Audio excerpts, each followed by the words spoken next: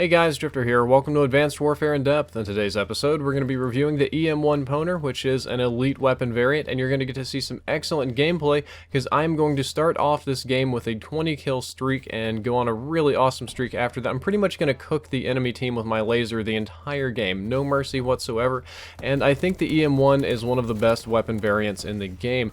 We're going to take a look at the damage first. The normal EM1 will deal 6 damage up close, decrease to 5 at medium range, and then decrease to 4 at a distance.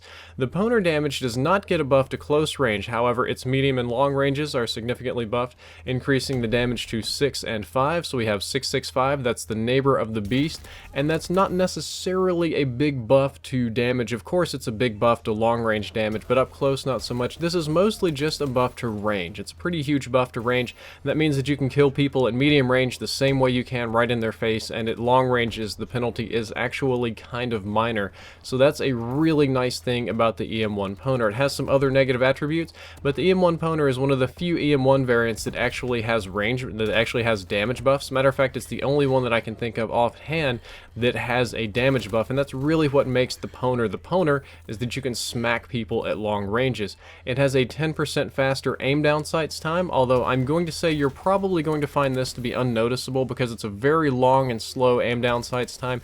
10% faster is not significantly faster, and I found that to be about 2.5 frames depending on how you want to count it. Not such a huge deal, and it has a sweet purple laser of doom. It just looks cool. All the EM1 variants have different colored lasers. There's red, there's orange, yellow, green, blue. This one has purple. This one has a bright purple laser like some other objects that we're not going to talk about on in-depth, and you just hose people with this big annoying purple laser all over the map, and it's beautiful and I love it, and I kind of love being annoying.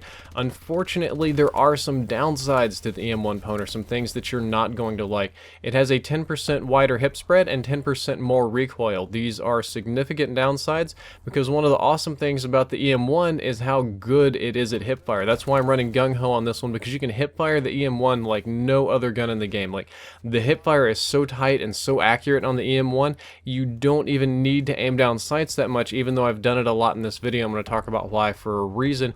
However, this one has wider hip spread, so that's kind of a detriment, and it has 10% more recoil. The EM1, which is a laser and should not have any recoil, kicks more than you think it would. It really does have a kind of kick. It can be kind of annoying to control, especially on consoles.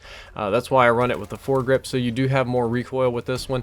And perhaps the biggest detriment to the EM1, the one that's really hard to get over, the EM1 Pwner anyway, is that it will overheat faster. That's kind of a big bummer. You can't hold it down and spray quite as long as you used to. It'll definitely overheat faster because it's really designed to allow you to cook 1 or 2 people and not do continuous fire. And I also do not run this one with a heatsink for a reason, which I'll be talking about later. But do keep that in mind, that this one will overheat about 10 to 15% faster than the regular Pwner, so just be a little bit light on the trigger. There is something about EM1 variants and EM1s in general that I do need to talk about, something that came to light on Reddit. I was reading a thread, somebody was testing, after I did my EM1 in-depth video and I talked about how the EM1 variants all have the same rate of fire. This is something Marvel 4 found.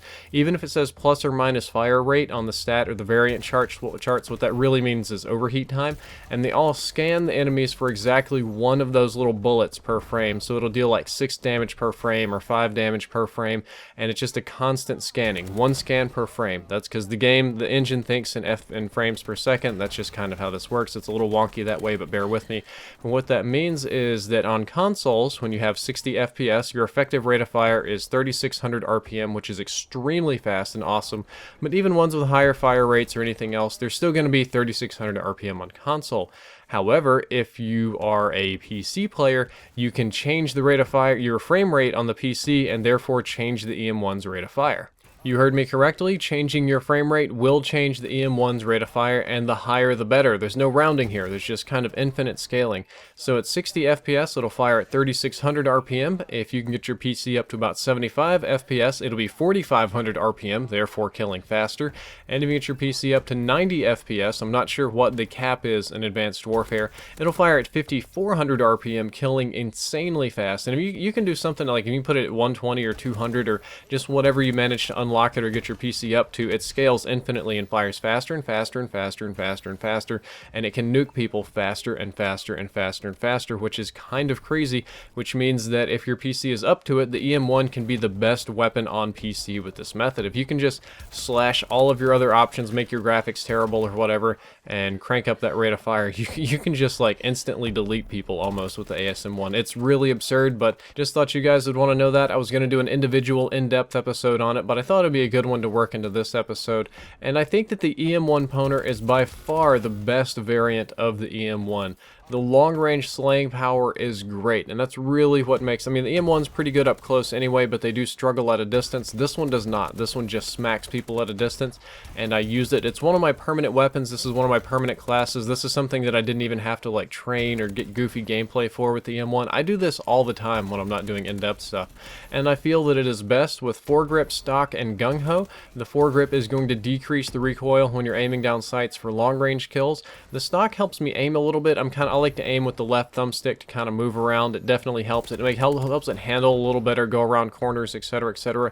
And there's no awkward transition from my hipfire mobility to my aim down sights mobility. And I also use it with gung-ho because you're going to be hipfiring it a lot. And there's no penalty for sprinting or anything. You want to be able to sprint and hipfire and shoot instantly and not have to wait through the slow like sprint out time or anything.